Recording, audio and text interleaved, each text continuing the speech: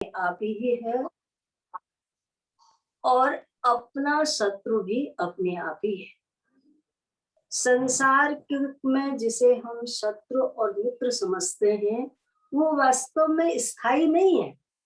संसार के परिवर्तनशील जगत में जिनको हम बहुत मित्र अपना करार देते हैं कब शत्रु बन जाएंगे, और जिन्हें हम शत्रुवत करार देते हैं वो कब हमारे मित्र बन जाएंगे, कुछ कहा नहीं जा सकता, क्योंकि ये सब परिवर्तनशील, कुछ यहाँ स्थायी नहीं है।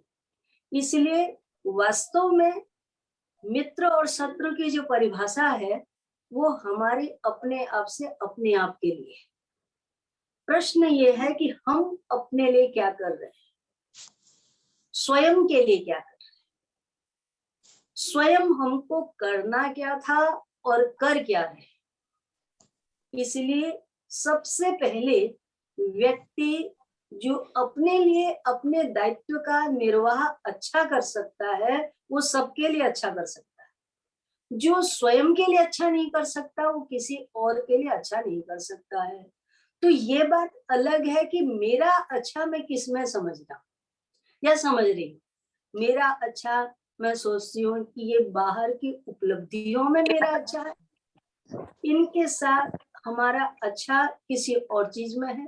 वास्तव में यदि हम गंभीरता पूर्वक विचार करते हैं तो मेरा अच्छा है कि मैं स्व को समझूं। तो स्व के साथ जुड़ने का जो मार्ग है उसी को योग कहते हैं। योग माने अपने आप से जुड़ना, आत्मा को परमात्मा के साथ जोड़ना, परमात्मा को आत्मा के रूप में पहचानना, आत्मा को परमात्मा के रूप में पहचानना। इस प्रकार की जानकारी स्व को जब इसका बोध होता है तो ऐसी स्थिति में उसकी अपनी क्या स्थिति होती है, ब्रह्म विदम ब्रह्मेव होती, उपनिषद कहती है कि तब वो साक्षात ब्रह्म स्वरूप ही हो जाता है। इसलिए कह उठता है अहम ब्रह्मास्मि, ये हमारा तत्व ज्ञान है। तो इसलिए सहज योग के लिए जिसमें पतंजलि ऋषि मुख्य हुए हैं, जिनका अष्टांग योग है, तो यदि हम अष्टांग योग को लेकर आगे बढ़ते हैं तो अष्टांग योग में, अष्टांग माने योग के 8 अंग हैं, जिनमें से पहला अंग है यम, नियम, आसन, प्राणायाम और प्रत्याहार, ध्यान, धारणा, समाधि, जिनमें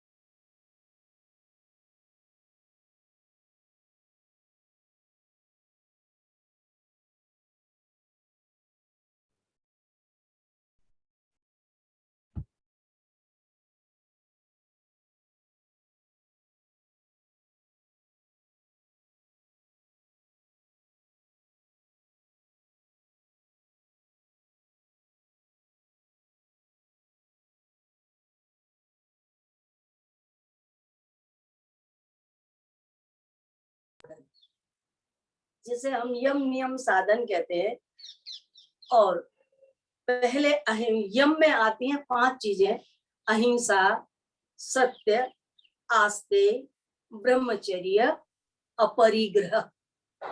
इनका अर्थ आप समझते ही होंगे। अहिंसा माने प्राणी मात्र से प्रेम करना, सत्य मन से, वचन से, कर्म से, जो हमने देखा, जो हमने सुना और जो हमने अनुभव किया वो उसको वैसा कह देना सत्य कहलाता है। और पर सत्य होना चाहिए, वो ही सत्य कहलाता है। आस्ते, झूठ नहीं बोलना, चोरी नहीं करना, किसी के साथ छल नहीं करना, ये आस्ते ही कहलाता है। ब्रह्मचर्य माने सब इंद्रियों को अपने बस में रखना और स्पर्श सुख जिसे हम कहते हैं उस सुख को त्याग करना, ब्रह्मचर्य है। अपरिग्रह माने संग्रह करने की भावना बहुत ज्यादा नहीं होनी चाहिए। किस जहां से परिग्रह का अर्थ में ये होता है अचानक कुछ मिल गया, अनायास कुछ मिल गया तो उसको हमने ले लिया, नहीं, उसे हमें संग्रह नहीं करना चाहिए, उसके प्रति त्याग भावना। बहुत से लोग कहते हैं हमने नीचा मिल गया पर हमने ले लिया, तो वो लेना परिग्रह कहलाता है, न लेना अपरिग्रह कहलाता है। अपरिग्रही कहीं से कुछ मिलने पर भी न लेने की इच्छा रखना, उसको अपग्रही भावना है। तो ये अपरिग्रहता होनी चाहिए, संग्रह होने पर उसके साथ आसक्ति हो जाती है। ये 5 यम है और नियम है कि शौच, शौच माने शुद्धि, स्नान आदि से शरीर शुद्ध होता है, भगवान के नामस्मरण आदि से मन शुद्ध होता है, अपनी इंद्रियों को षटकर्म शुद्धि कहते हैं। योग में बड़ा भारी इसका महत्व है, षटकर्म। तो इस शुद्धि शरीर के लिए होती है। नियम में पहला है शौच और दूसरा है संतोष, यथा लाभ अपने आप को संतुष्ट रखना चाहिए। और वैसे भी तुम सब संतोषी माता के भगत हो, तो इसलिए तुम्हें ज्यादा संतोषी होना चाहिए, नहीं तो लोग कहेंगे उस नाम से कैसा और वो कैसा। इसलिए देखो बेटा, गुरु की योग्यता का परिचय बच्चों की योग्यता से मिलता है, और बच्चों की योग्यता उसके गुरु के ऊपर नाम करती है। यदि बच्चे अच्छा काम करते हैं तो माता पिता का नाम बढ़ता है, यश बढ़ता है, कोई परिवार से अच्छी हो रखी है, अच्छा संस्कार दिया हुआ है ना। और यदि गलत कोई काम करता है तो उसका प्रभाव क्या पड़ता है, अरे उसने अच्छा संस्कार नहीं दिया। माता पिता, जबकि उसमें कुछ संस्कार उसका अपना भी होता है, पूर्व जन्म जन्मांतर का भी होता है। उसी तरह से गुरु के साथ में भी ये रहता है, अच्छा इसने अच्छे गुरु का सत्संग किया हुआ है, अच्छे के साथ जुड़ा हुआ है। और एक होता है नहीं, बस ऐसे ही, इसका गुरु भी ऐसे, ये भी ऐसे, तो सब चीजें वो करती है। तो संसार में इन सब चीजों का भी ध्यान रखना चाहिए, क्योंकि शिष्यों का संबंध गुरु के साथ पुत्रवत होता है, संतानवत संस्कार होता है। इसलिए हमारी संतान की 2 परंपराएं बहुत पहले से चली आ रही है, ये शास्त्रोक्त है। बिल्कुल धर्म को मानते हो तो ये अधिक भावना रखनी चाहिए कि जो अधिकार पुत्र को है वही अधिकार शिष्य को होता है, शिष्य का भी उतना ही संबंध होता है। तो इसलिए ये बहुत बड़ी संतान है। तो कहने का मतलब है संतोष रखना चाहिए। तब इंद्रियों पर संयम रखना, सर्दी गर्मी भूख प्यास, ये जो द्वंद है षड उर्मियां कहते हैं, सुख दुख का अनुभव करना ये मन का धर्म है, और भूख प्यास का धर्म प्राण है, और सर्दी गर्मी का धर्म शरीर अनुभव करता है। तो ये द्वंद है, इन द्वंद्वों को सहज रूप से सहन कर लेना चाहिए। कभी गर्मी होगी, कभी सर्दी होगी, कभी धूप लगेगी, कभी छांव लगेगी, कभी भूख लगेगी, कभी प्यास लगे, उसमें व्याकुल होना, तड़फना कि बस भूख लग गई बस उसके लिए क्या करें, ऐसा नहीं। उन सब चीजों को सहज लेना यही तप कहलाता है। इसलिए इस प्रकार तप की भावना भी होनी चाहिए। तीसरा नियम है तप, और चौथा नियम है स्वाध्याय। स्वाध्याय के लिए मैं कहूँ, मैंने पिछली बार आपसे पूछा था कि आपके मन में कोई प्रश्न हो तो आप मुझे वो प्रश्न करो, पूछो, उत्तर लो। पर प्रश्न तो तब आएगा ना जब तुम कुछ स्वाध्याय करोगे, कुछ शास्त्र को पढ़ोगे, कोई ग्रंथ उठाओगे। और हमारे पास ग्रंथ केवल अलमारी की शोभा बढ़ाने के लिए नहीं होना चाहिए, बल्कि प्रतिदिन जैसे आप भोजन करना आप अनिवार्य समझते हैं, उसी तरह से ये अनिवार्य एक नियम बना लो कि भले ही 10 मिनट 5 मिनट 25 मिनट जितना आपके समय मिलता है, एक श्लोक, एक दोहा, एक अर्धाली, कुछ न कुछ प्रतिदिन किसी न किसी सदग्रंथ की हमें देखनी चाहिए, और उतना पढ़ करके हमें अपने मन में रखना चाहिए। एक नियम बना लो कि वो भले वो सालों किताब चले, क्योंकि हमारे धर्म ग्रंथ ऐसे हैं, यदि एक ग्रंथ को भी अच्छी तरह से आप समझ करके पढ़ो तो उसमें आपको सब कुछ मिलेगा। इसलिए बहुत जरूरी नहीं है कि मैंने अपने जीवन में इतनी सारी किताबें पढ़ ली, वो केवल पढ़ना महत्वपूर्ण नहीं है, स्वाध्याय महत्वपूर्ण है। स्वाध्याय माने उसका अध्ययन करना, बार बार उसको मनन में लाना। इसलिए स्वाध्याय प्रतिदिन जरूर करना चाहिए शास्त्रों का, किसी न किसी शास्त्र का स्वाध्याय करते रहो। और पांचवी बात है ईश्वर प्रेरणाधार। ईश्वर को अपने प्राणों का आधार समझ लेना चाहिए। जब तक ईश्वर प्राणाधार नहीं होगा, वाणी कर्म वचन सब ईश्वर के प्रति समर्पित हो। ये सारी ताकत ईश्वर से हमें मिल रही है, हम तो केवल एक यंत्रवत है। यंत्र को चलाने वाला कोई और होता है। ये शरीर रूपी यंत्र पर आरूढ़ कोई अलौकिक शक्ति है, जो वही चेतन है, ब्रह्म है, जो शरीर रूपी यंत्र को अपने नियंत्रण में लेकर के उसे चला रहा है। और उसी से सब इंद्रियां सक्रिय हो रही, वही एक मेरे प्राणों का प्राणाधार है। इस प्रकार का नियम बनाना चाहिए। तो ये 5 नियम हो गए और 5 ही यम हो गए। इसको कहते हैं यम नियम। योग का पहला अंग है। इससे हमारी इंद्रियां, हमारा शरीर, हमारा मन ठीक होगा। उसके बाद आता है आसन। आसन माने योग में कहा स्थिरम सुखासनम, जिसमें आप स्थिर होकर के बैठ सकें। आसन 2 तरह के होते हैं। एक आसन तो होता है सुख पूर्वक बैठ करके आप जिसमें भगवान का चिंतन कर सके, वो आसन है। और एक आसन है वहिरांग आसन। जिन आसनों को करने से, हमारे भिन्न भिन्न प्रकार के आसनों को करने से हमारे शरीर के रोगों की निवृत्ति होती है, शरीर स्वस्थ होता है। दोनों अवस्था में शरीर का स्वस्थ रखना बहुत जरूरी है। इसलिए स्वस्थ शरीर को रखने के लिए आसन करना चाहिए। तो आसन एक बहुत अच्छी चीज है।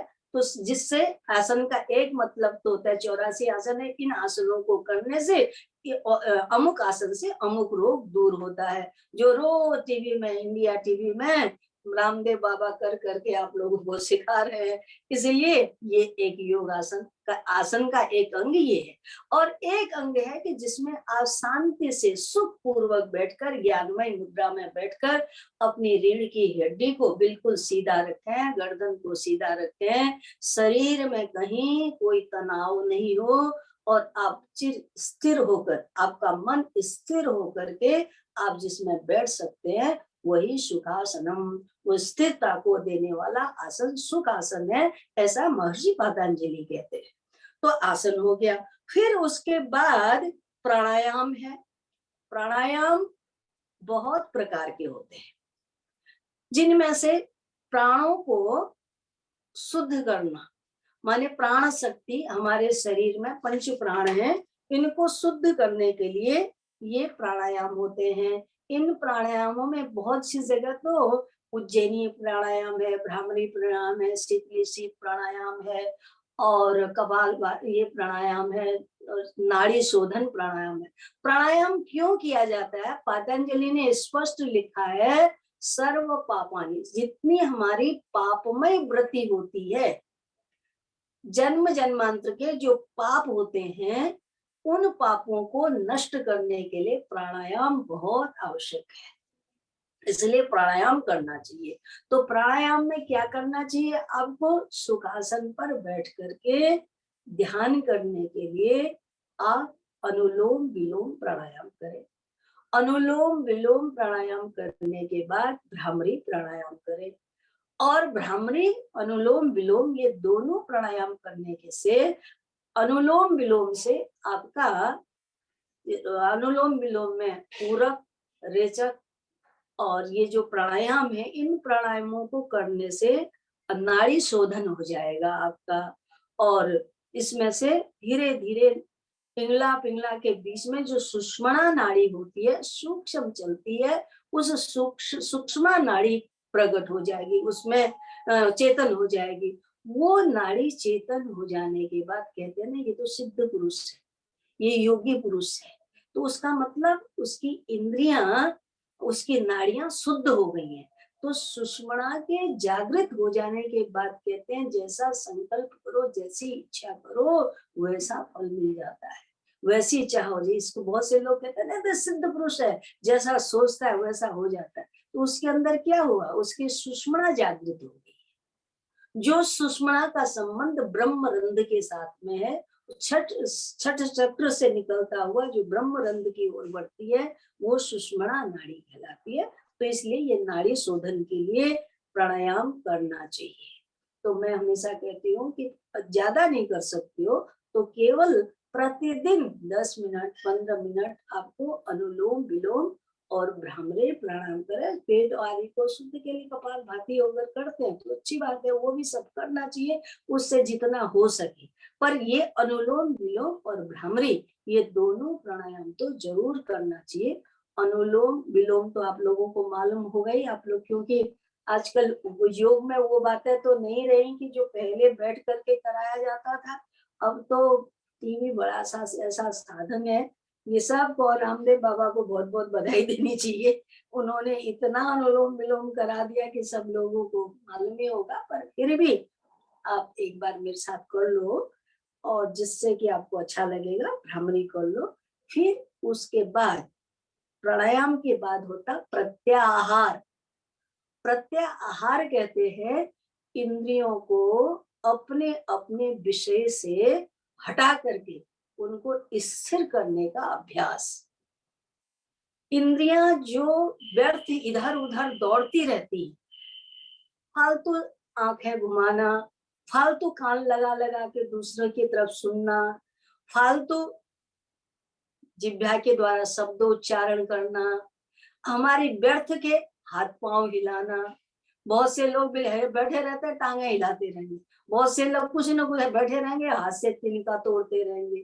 तो इसका मतलब ये क्या प्रदर्शित करता है कि उनका मन टिकता नहीं है, कहीं कहीं कहीं कहीं कहीं दौड़ता रहता है। क्योंकि मन का स्वभाव ही ऐसा है कि वो एक जगह स्थिर होकर के टिकना नहीं चाहता है। ये मन का स्वभाव है। इसलिए हम इस मन के स्वभाव पर चर्चा करेंगे कि मन बहुत चंचल है, और ये चंचलता न होती, मन स्थिर होता तो कभी इतनी सारी बातें कही न जाती। क्योंकि वो तो एक जगह ही जाकर बैठ जाता है, इसलिए कैसे उसको हम कर पाते कुछ। तो इसलिए नहीं, अच्छा है कि मन चंचल है वो, ताकि बहुत जल्दी सब चीजों को छोड़कर आगे निकल जाता है। इसको छोड़ा उसको छोड़ा उसको छोड़ा, कहाँ का कहाँ निकल जाता है। यदि उसको सही दिशा में उसमें स्थिरता हो गई तो बस फिर वो मन हमारे लिए कल्याणकारी। मन एव मनुष्याणाम बंधन कारण मुख्यो। पंचदशीकार कहते हैं कि मन ही बंधन और मोक्ष का कारण है। जो मन विषयों में उलझा हुआ है वो हमारे बंधन का कारण है, जो विषयों से हट गया है, विषय मुक्त हो गया है, वो मन हमारे लिए कल्याण का कारण है। इसलिए मन बहुत बड़ा कारण है। तो मन को ठीक करने के लिए हमें प्राणायाम आदि प्रत्याहार करना चाहिए। प्रत्याहार के बाद आता है धारणा। सबसे बड़ी चीज है, जब तक धारणा हमारी नहीं बनेगी, लक्ष्य हमें करना क्या है उसके प्रति धारणा, माने जिस चीज को मन में दृढ़ता पूर्वक ठान लिया कि हमें ये करना ही है, ये अपने भीतर एक लगन होनी चाहिए, एक वो होनी चाहिए कि मुझे ऐसा इस विषय में करना ही है। देखो अब हम लोगों के पास समय बहुत कम है, काम हमें बहुत करना है, तो हमें अपनी धारणा में तीव्रता लानी होगी। नहीं, ये समय कोई जरूरी थोड़ी है कि हमको फिर मनुष्य जीवन मिलेगा। यदि हम इस समय कुछ नहीं कर पाए तो हम कैसे आशा कर सकते हैं कि हमें आगे मनुष्य का शरीर मिलेगा। इतना सुंदर मौका मिलकर हमने अपने हाथों कौड़ियों के पीछे गंवा दिया, तो हमारा जैसा नासमझ नादान कौन होगा। इसलिए इस नारायण इस नादानी को नहीं करना है, इस भूल को नहीं करना है। जो हो गया सो हो गया, अब जो है हाथ में। महाराज मैं कई बार ये उदाहरण देती हूँ, राजा खटवांग आदि ने तो बहुत जल्दी अपना कल्याण कर लिया था। इसलिए कोई दिक्कत वाली बात नहीं, अभी भी अपनी धारणा को ठीक करो कि हमें क्या करना है बस। और धारणा करके फिर क्या रहना चाहिए, निरंतर ध्येय, ध्येय में दृष्टि टिकी हुई, ध्येय में हमारा मन टिका हो। ध्येय क्या है, जैसे अर्जुन का ध्येय था मछली की आंख का वेदन करना। उसी तरह से मेरी मेरी धारणा, मेरा ध्येय क्या है, मुझे ईश्वर का, उस परम सुख का, उस परम आनंद का, उस निजानंद का, उस नित्य आनंद का सुख अनुभव करना है। बस हम संसार में भटक किसके लिए रहे? सुख के लिए ना। तो इसलिए आओ, वो सुख जो हमारे भीतर सुख का खजाना छुपा हुआ है, उस खजाने को हमें लेना है। इसलिए हमें अपनी दृष्टि अपने भीतर लौटा करके उसके लिए एक ध्येयाकार, केवल उस परम सुख, उस चैतन्य के ऊपर हमारी दृष्टि हमें टिकानी है। और उसमें धारणा करते करते ध्याता ध्याता जो उसका आभास नहीं रहता। ध्याता कब छूट गया, वो केवल ध्यान में रह जाता है। इसलिए धारणा त्रिपुटी कहते हैं, ये तीनों ध्याता ध्येय ध्यान, ये तीनों एक हो जाते हैं। तो इस प्रकार वो जो स्थिति है उसी का नाम समाधि है। तो उस समाधि स्थिति में जो धारणा है हमारी, ध्यान करते हैं, वो सरगुण भी होता है और निर्गुण भी होता है। तो निर्गुण करने वाले तो केवल एक आत्म ज्योति का ध्यान करते हैं, एक प्रकाश का, केवल कुछ नहीं, केवल आती जाती सांस के साथ अपने मन को टिकाने की कोशिश करते हैं। और जो सविकल्प होते हैं, वो इष्ट का, गुरु का, नाम मंत्र का, तो इन सब का ध्यान करते हैं। परंतु इस प्रकार उसमें उसका ध्यान करते रहते हैं। तो ध्यान करना चाहिए।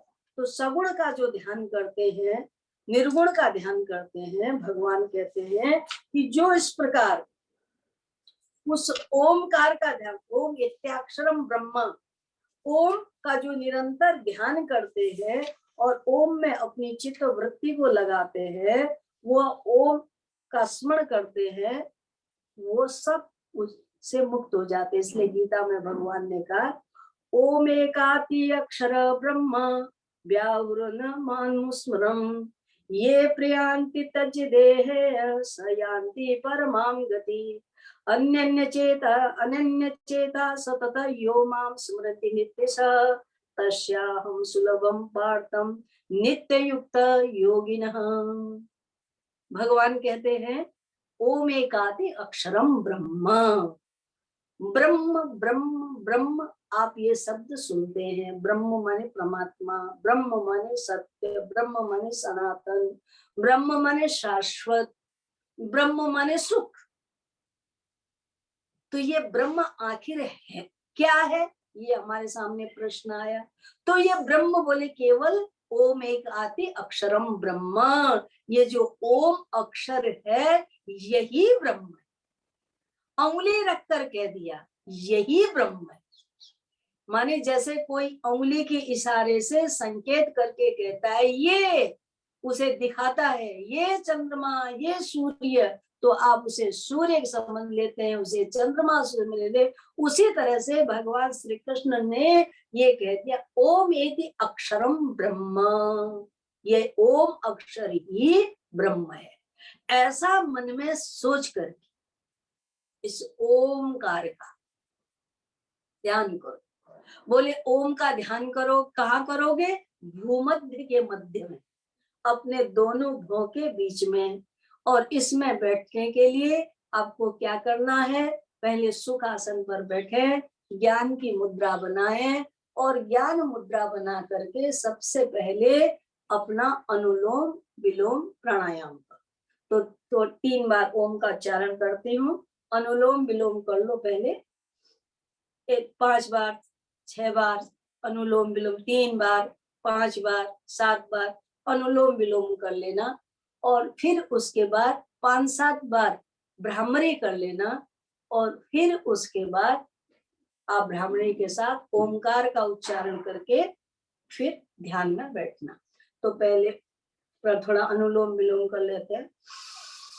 अंगूठे से दाहिनी नासिका को दबाया, बाई नासिका से लंबी और गहरी सांस जितनी भीतर ले जा सकते हो उतनी लंबी भीतर खींचो। उसके साथ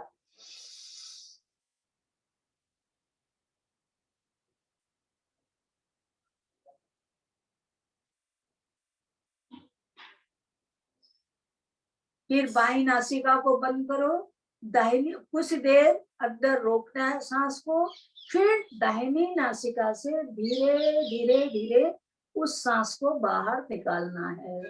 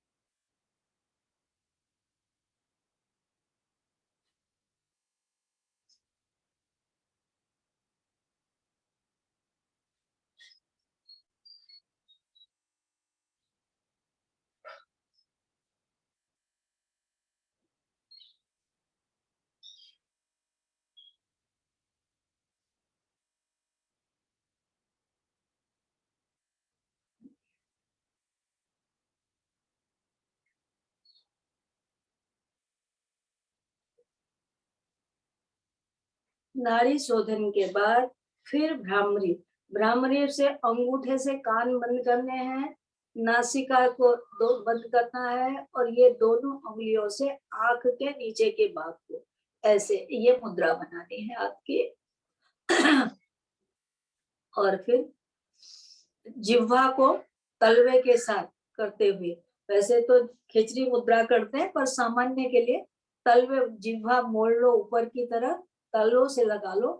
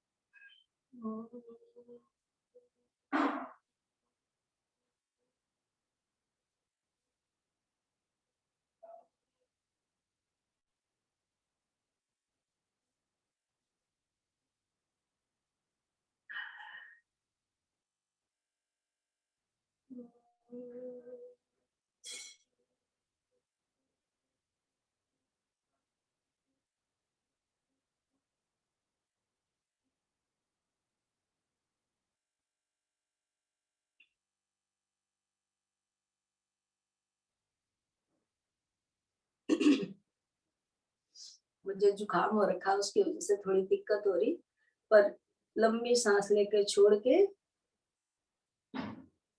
फिर ओम का उच्चारण करो।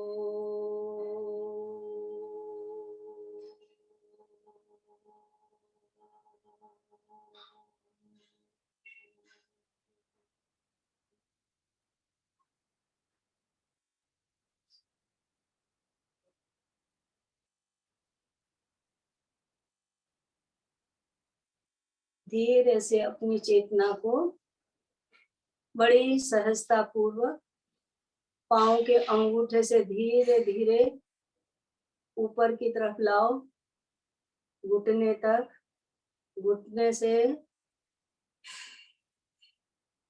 और ऊपर बढ़ते हुए जंघा के भाग से ऊपर बढ़ो, मूलाधार के पास आकर वहां पर मूलाधार में बम, यहाँ तक जल तत्व है। मूलाधार से थोड़ा सा ऊपर बढ़ो, नाभि से 1 अंगुल नीचे का जो भाग है वहां से विचार करो, पृथ्वी तत्व है। लम पृथ्वी का बीज है, दूसरा चक्र। और धीरे से आप ऊपर आए, नाभि से ऊपर आए। आप अपनी चेतना को नाभि से ऊपर लाते हुए पेट के जहां से आरंभ होता है उस स्थान पर आओ। इतना जो भाग है आपका, जल, जल के ऊपर पृथ्वी, पृथ्वी के ऊपर ये सब वायु का भाग है।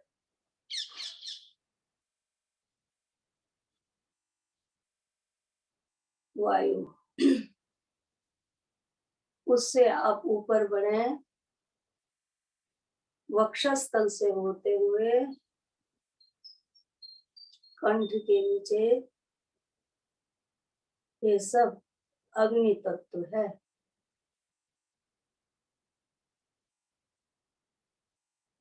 कंठ माए हम, इससे ऊपर आपके पृष्ठ भाग से होते हुए आपकी चेतना कंठ में पहुंची। कंठ में हम आकाश तत्व है, यहाँ से दोनों भौं के बीच तक, भूमध्य के बीच तक वम लम यं रंग हंग ओम।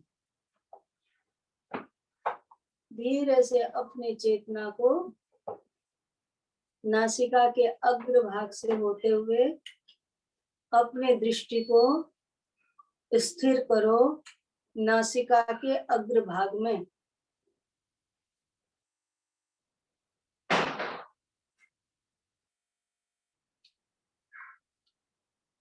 दृष्टि कहीं नहीं जाए, केवल केवलो केवल नासिका के अग्र भाग में स्थिर हो।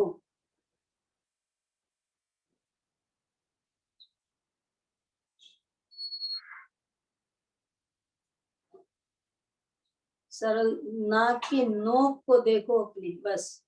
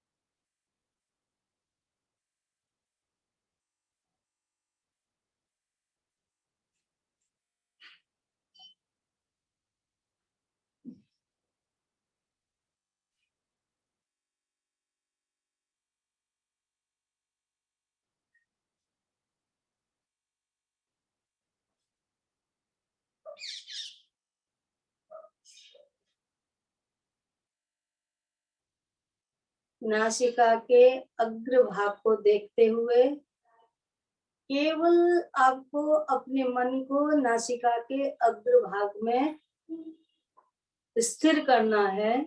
और जैसे जैसे उसमें स्थिरता आएगी, आज्ञा चक्र दोनों भौं के बीच में बड़ी तेजी के साथ घूमता हुआ एक प्रकाश पुंज तेज है, जो जिसे आज्ञा चक्र कहते हैं। और वो चक्र के समान, ओजवान तेजवान चक्र के समान घूमता है। और जैसी जैसी नासिका के अग्र भाग में स्थिरता बनेगी, उस चक्र में आपके दो भौं के बीच में अपने आप आपको स्थिरता आने लगेगी। तेज में उस आनंद सुख जैसी उसमें स्थिरता आएगी, और उस चक्र के बीचों बीच मध्य में ओम है, और उसी ओम को, वही हमारा लक्ष्य है, वही हमारा ध्येय है। और इस प्रकार स्थिर करना ये धारणा है, ओम ध्येय है, उस ध्येयाकार में अपनी वृत्ति को स्थिर करना है। ध्येयाकार केवल रह जाए, ध्येय का आकार है केवल ओम।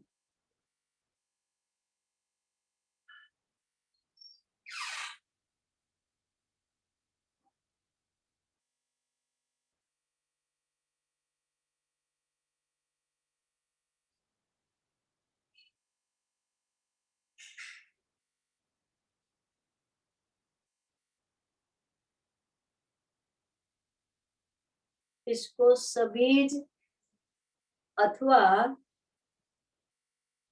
इसको कहते हैं सबीज समाधि। मतलब ये सविकल्प है, निर्विकल्प में केवल ओम का भी ध्यान नहीं होता है, कि कुछ नहीं है, बस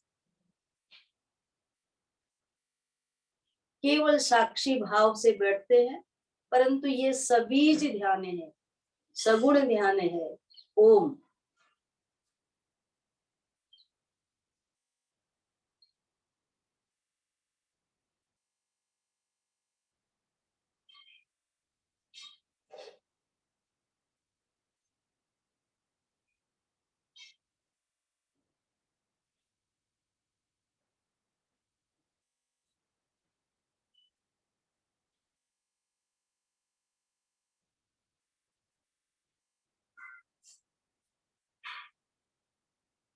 कुछ देर बैठने के बाद जब आपको नीचे उतरना है तो प्रक्रिया वही है।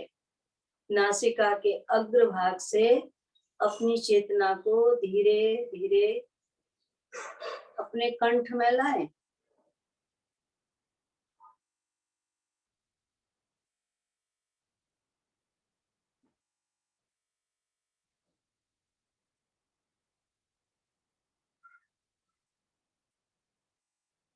कंठ से धीरे धीरे हृदय में आए, आकाश से उतरकर अग्नि में, अग्नि से उतरकर वायु में, वायु से उतरकर पृथ्वी में, जल में। इस प्रकार धीरे धीरे धीरे सर्वेंद्रिय, आपकी चेतना सारे शरीर में व्याप्त हुई है। इस समय उस ओम के तेज से आपके सारे अंग में वो चेतना जो आपने देखी अभी ओमकार के रूप में तेजवान चक्र संपूर्ण शरीर में व्याप्त है। मैं स्वस्थ हूँ, निरामय हूँ, निरोगी हूँ, मैं निष्पाप हूँ। इस प्रकार अपने लिए सकारात्मक, मेरे अंदर कोई विकार नहीं है, मैं निर्विकार हूँ, निर्लेप हूँ, कोई रोग नहीं है।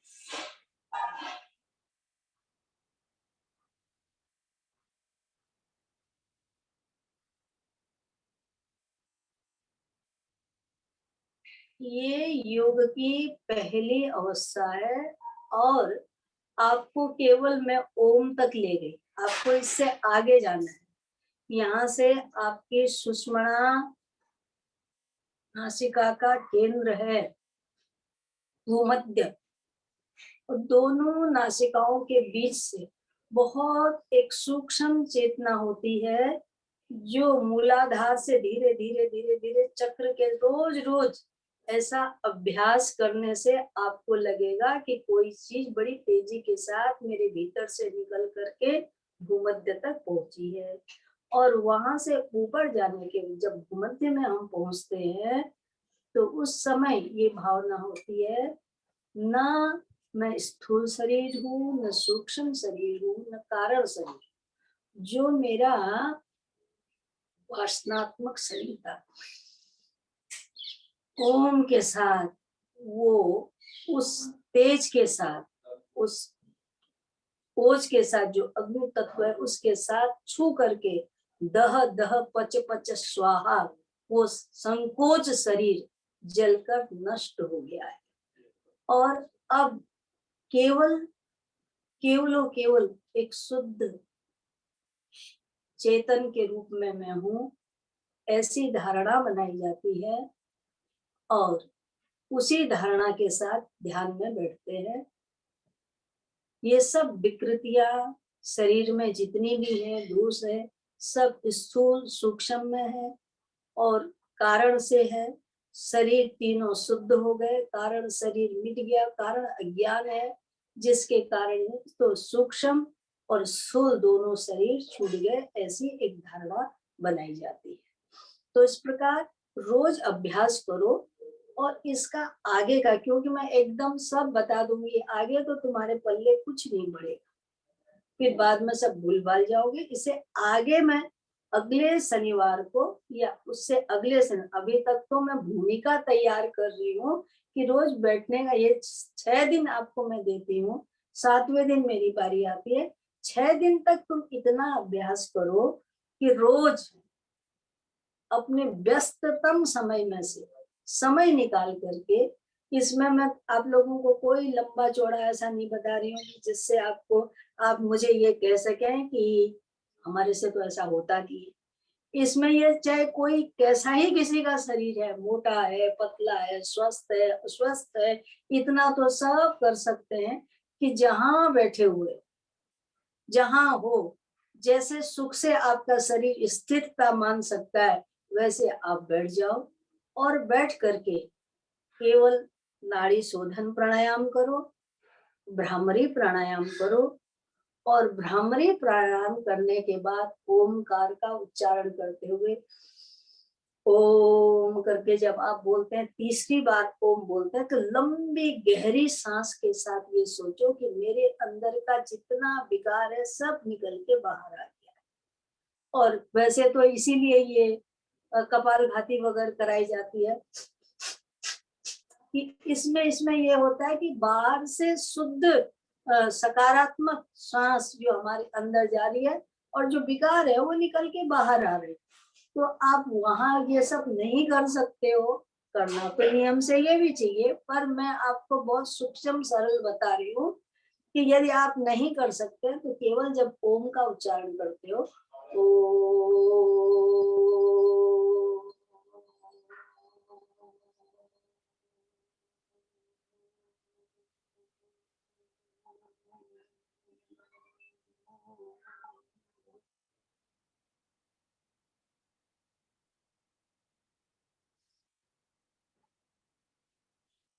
जो छोड़ती हुई सांस है, भीतर से जो सांस बाहर की ओर छोड़ते हो, उस सांस में ये सोचो कि मेरे अंदर का जितना भी दुख, दर्द, थकावट, जो पीड़ा, मेरे वेदना मेरे अंदर है, वो सब निकल कर बाहर जा रही है। और खास करके उस जगह का ध्यान करो जहां पर आपको ज्यादा दुखता है, जहाँ कष्ट होता है। किसी के घुटनों में कष्ट है तो घुटनों का ध्यान करे, किसी के कमर में दर्द है तो कमर का ध्यान करे, किसी के पीठ में दर्द है तो पीठ का ध्यान करे, कोई कंधे हैं तो कंधे में ऐसे सोचो कि वहां से वो चीज निकल के मेरी सांस के साथ बाहर आ रही है। लंबी गहरी सांस ओम के साथ लो तो सोचो कि बस मेरे अंदर परमात्मा का ओमकार का तेज जा रहा है, भगवान के नाम से वो सब निकल गई। ऐसे आप अपने लिए जब सकारात्मक सोचना शुरू करोगे तो धीरे धीरे क्या होगा, उसका परिणाम, उसका परिणाम ये होगा कि आपके मन की विकृतियां दूर होंगी। और मन जब स्वस्थ होगा तो सब स्वस्थ हो जाता है। मन के हारे हार है, मन के जीते जीत। मैंने कहा था कि मन ही एक ऐसी चीज है जो हमको वो करता है। मन यदि स्वस्थ है तो सब स्वस्थ है। इसीलिए कहा मन का स्वभाव, मैंने पहले भी आपको कई बार कहा कि मन एकांत में रहना पसंद नहीं करता। मन को इधर उधर घूमना है, सुनना है, देखना है। अर्थात सरल शब्दों में कहूं, मन वर्तमान में रहना ही नहीं चाहता। मन या तो अतीत में चला जाएगा या भविष्य में चला जाएगा। तो इस मन को हमें जिस वक्त जहां है उस वक्त उस मन को अपने पास रखना है, बस।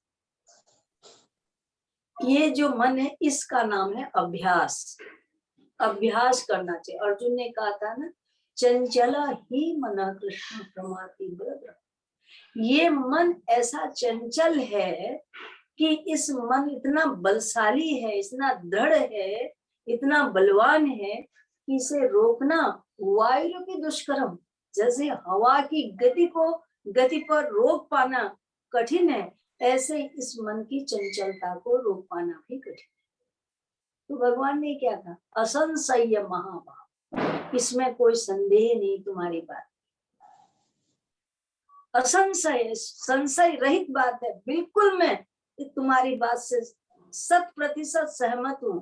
परंतु ऐसा कहकर तुम इस मन को छोड़ नहीं सकते। ऐसा कह के तुम इस मन को छोड़ नहीं सकते हो। तुम्हें क्या करना होगा? बोले इसके लिए अभ्यास करना। अभ्यास का मतलब क्या है? अपने आप को अपनी नाक की नोक में स्थिर करना हो।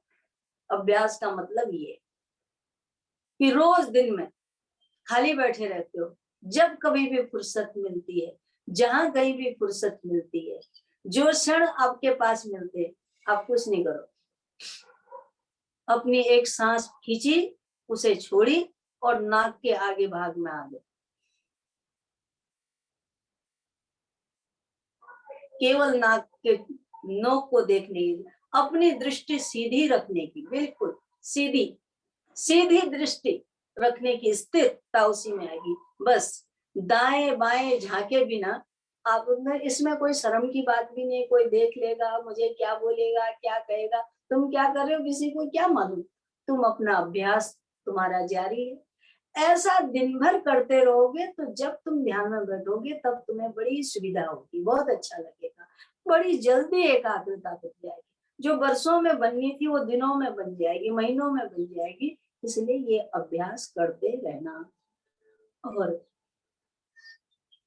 और किसी को कुछ पूछना हो तो पूछ लो। किसी का कोई सवाल हो तो हाथ बढ़ाएं, और सबसे पहले तो हाथ वो बढ़ाएं जिन्होंने 1 हफ्ता ये अभ्यास किया है रोज।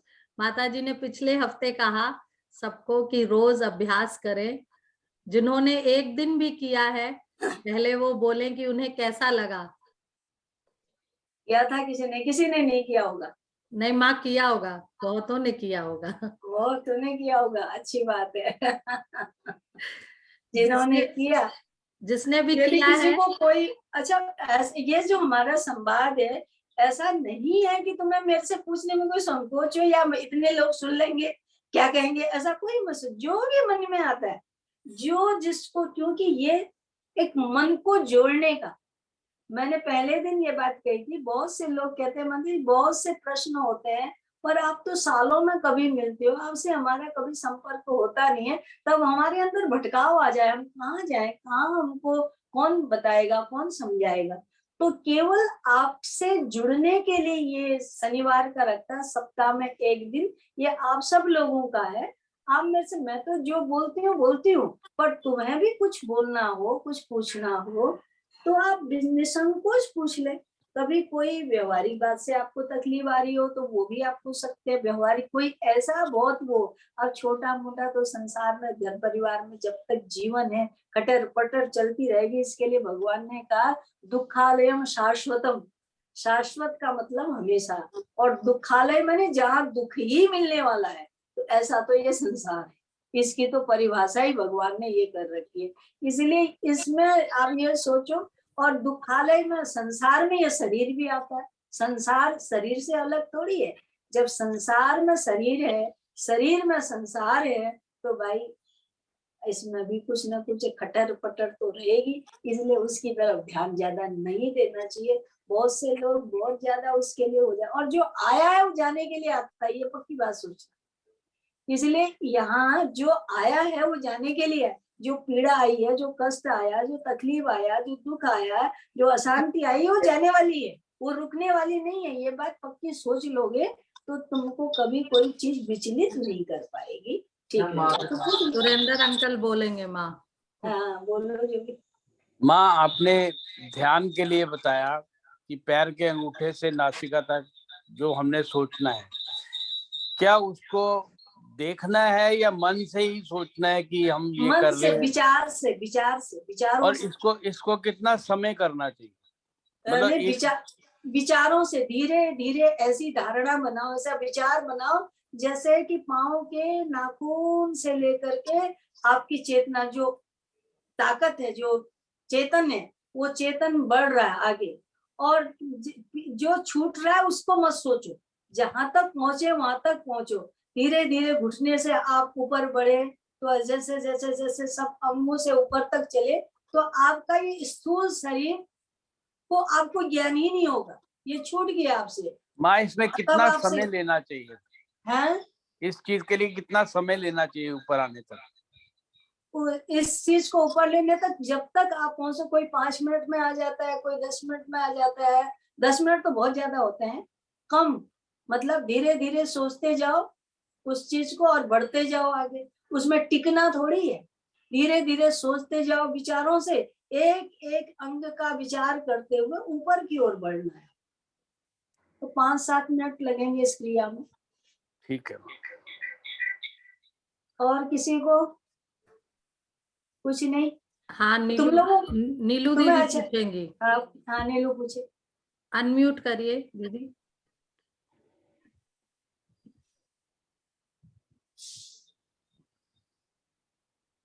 अनम्यूट करिए दीदी। हाँ, हो गया।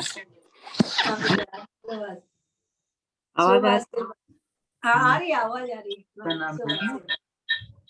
रही है, आवाज। आज तो अभी मन में कोई क्वेश्चन नहीं है, पूरे हफ्ते कोई क्वेश्चन आ जाए तो वो लिख के रख सकते हैं। हाँ, आराम से आराम से। जब भी जो भी प्रश्न आए तो आप अगले मैं मिलूंगी उसमें आप पूछ लो, कोई दिक्कत नहीं है। लिख लो दिन में, कोई भी जब भी टाइम में, जब भी जो मन में कोई, क्योंकि ऐसा कोई प्रश्न आए, कोई ऐसा विचार आए कि हमको इस विषय में क्या करना चाहिए, तो उसको आप लिख लो उसी समय। भूल जाता है, भूलना मनुष्य का स्वभाव है, इसलिए भूलना अच्छी बात है। भूल के केवल भगवान का नाम याद रहे, वो न भूले, और जब स्मरण न भूले। बाकी संसार में कुछ याद रखने जैसा है नहीं जैसे हम याद कर सके, इसलिए ये भूलना तो बहुत अच्छी बात है। कम से कम भगवान मुक्त रखते हमसे। स्मरण के साथ विस्मरण न हो तो जीवन जी ना पाए ना हम लोग। अच्छा है, भगवान ने एक अच्छी रखी है, इसलिए जो जो हमारी अवस्था बढ़ती है, क्योंकि हम भूलते जाते हैं, तो भगवान इसमें हमारे हित के लिए है ये भी हमारे, ताकि लास्ट में केवल भगवान के भगवान बचे। और नीलू दीदी ने तो किया होगा पूरा वीक मेडिटेशन। नीलू दीदी ने ही मुझे बताया था कि माँ ऐसा भी कराती है, मुझे तो पता भी नहीं था। तो नीलू दीदी ने तो जरूर किया होगा, पिछले वीक किया है। हाँ देखिए माँ, नीलू दीदी ने किया है। और कोई? रेनू दीदी पूछना चाहती है। रेनू दीदी अनम्यूट करिए, अनम्यूट करिए।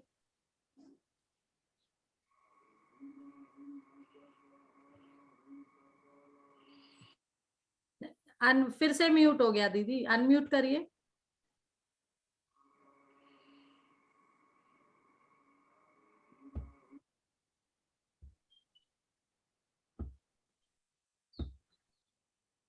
क्या टाइम हो गया तुम लोगों का? सब मेरे पास फोन घड़ी बड़ी नहीं है। क्या समय हुआ? 8:04 माँ। ओ तब तो पूरा हो गया फिर। हाँ माँ। रेनू प्रणाम।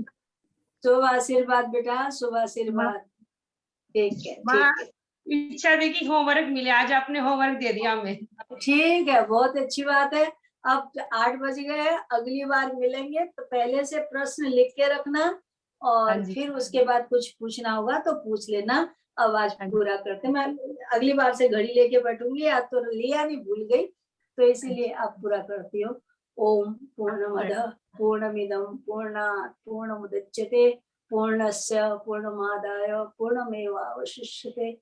ओम शांति शांति शांति। सर्वे भवन्तु सुखिनः, सर्वे सन्तु निरामया, सर्वे भद्राणि पश्यन्तु मा कश्चित् दुःखभाग् भवेत्। ओम शांति शांति शांति। सबको नमो नारायण, खूब आनंद में रहो, प्रसन्न रहो। जय माता दी। जय माता। हरि।